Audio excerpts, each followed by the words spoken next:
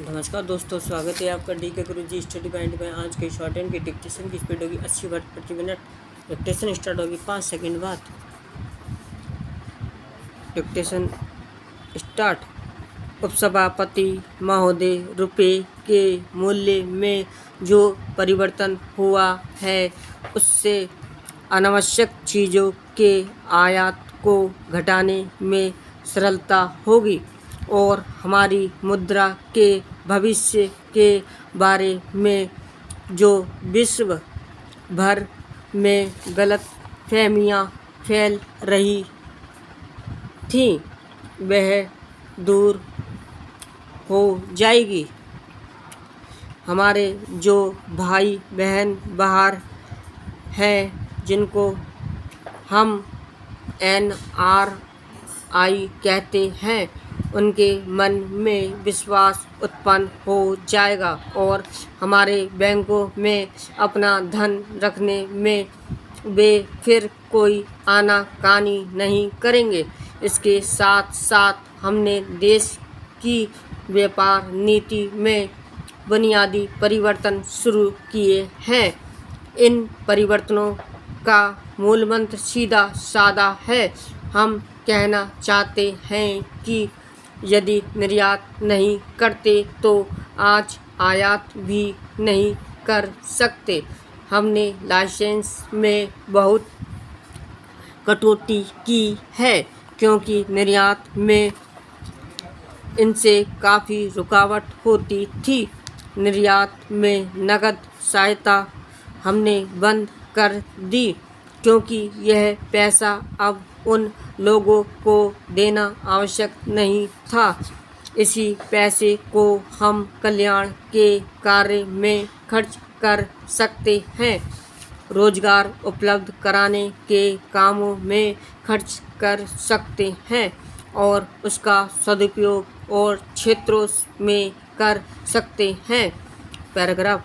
हमारा लक्ष्य है भारत को आत्मनिर्भर बनाना। यह आत्मनिर्भरता कोई कोरा नारा नहीं है।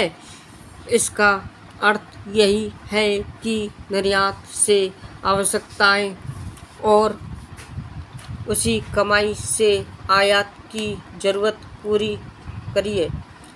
हम किसी से दान नहीं चाहते, हम व्यापार चाहते हैं क्योंकि मुक्त आर्थिक सहायता जब मिलती है तो वह एक बैसाखी बन जाती है और उससे पराधीनता बढ़ जाती है।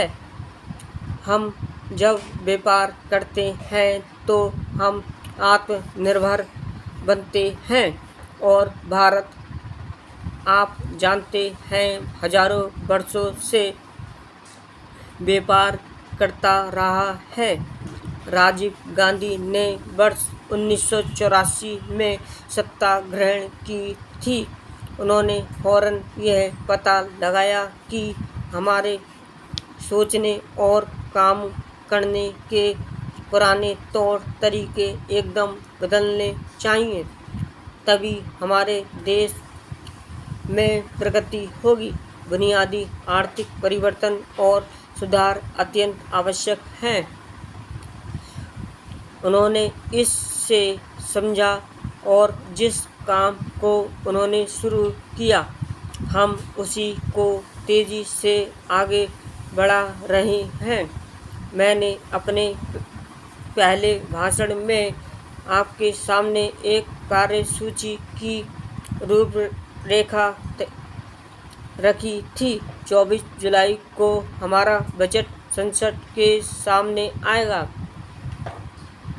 उस बजट में सरकार की सामाजिक और आर्थिक सोच को स्पष्ट किया जाएगा।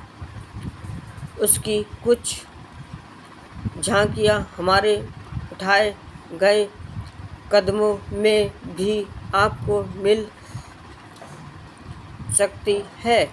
यह रूपरेखा क्या है?